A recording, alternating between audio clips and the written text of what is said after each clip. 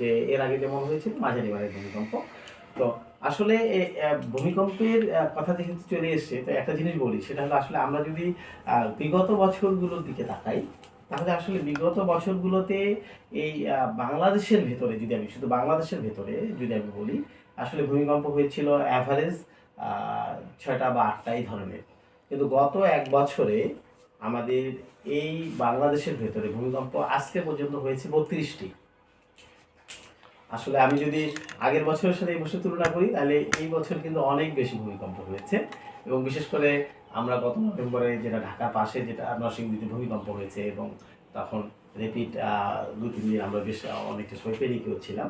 তো আজকে যে ভূমিকম্পটা হয়েছে, আসলে এই জায়গায় ভূমিকম্পটা আমরা সাধারণত বাংলাদেশটাকে তো 3টা অঞ্চলে ভাগ করে বলি, যে আমাদের high risk zone, medium risk zone এবং লো রিস্ক জোন। আজকে যেটা হয়েছে লো রিস্ক জোনে হয়েছে। আর বিষয়টা হলো যে এ অঞ্চলে যে ভূমিকম্প হয় না এমন কিন্তু নয়, এর আগেও কিন্তু সুন্দরবনের দিকে ভূমিকম্প হয়েছে।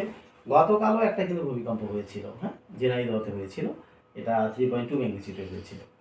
তো আসলে সব কিছু বিবেচনা করলে যেটা আজকে ভূমিকম্প হয়েছে, আমি বলবো যে হ্যাঁ, অ্যাক্টিভিটিস বাংলাদেশের মধ্যে ভূমিকম্পের যেটা, সেটাতে প্রবণতাটা বেড়েছে। বাট এটা এটা একটা মানে নর্মাল যে অ্যাক্টিভিটিস ভূমিকম্পের, আমি সেটাই বলবো।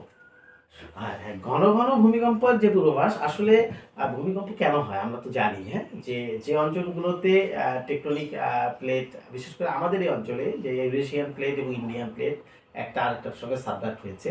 পাশাপাশি যে মায়ানমার সাবপ্লেট, এটা আমাদের ওয়েস্ট মানে আসলে আমাদের যে বাংলাদেশের ভেতরে পেটের দিকে, সেটা এখানে সাবডাক্ট হয়েছে। সব মিলে আসলে এই অঞ্চলগুলোতে কি হয়েছে, অনেকটা আনস্টেবল একটা সিচুয়েশন সৃষ্টি হয়েছে, হ্যাঁ। কারণ প্লেটগুলো যখন মুভ করে তখন তো সংঘর্ষ হয়, সংঘর্ষ থেকে একটা এনার্জি গেইন করে। তো এনার্জি যদি গেইন করে, তো তখন স্বভাবতই একটা প্রশ্ন আসে যে এনার্জিটাকে রিলিজ করার একটা বিষয় চলে আসে।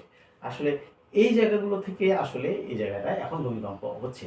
হ্যাঁ, আবার একটা বিষয়, যে আমাদের এই অঞ্চলে যে ভূমিকম্প হয় না এমনও কিন্তু নয়, আমাদের হিস্ট্রিতে কিন্তু ভূমিকম্প আছে। আমি যদি বলি আজকে যে জায়গাটায় ভূমিকম্প হয়েছে, তার থেকেও কিছু দূরে 1906 সালের দিকে বলি একটা ভূমিকম্প ছিল, 5.5 মাত্রার একটা ভূমিকম্প ছিল। তো সুতরাং কম বেশি আসলে অঞ্চলগুলোতে ভূমিকম্প হয়, বাট রিসেন্টলি ভূমিকম্পের অ্যাক্টিভিটিসটা আসলে বেড়ে গিয়েছে।